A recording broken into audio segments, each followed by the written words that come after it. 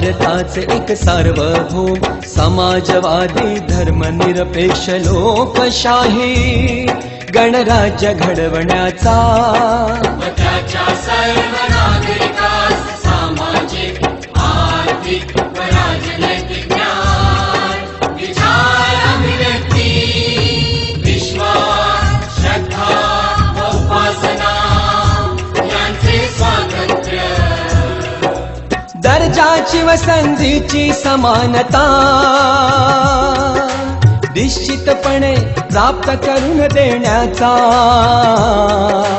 आणि त्या सर्वांमध्ये व्यक्तीची प्रतिष्ठा व राष्ट्राची एकता आणि एकात्मता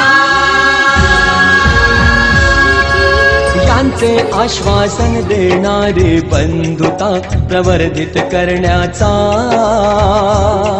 संकल्पपूर्वक निर्धार करून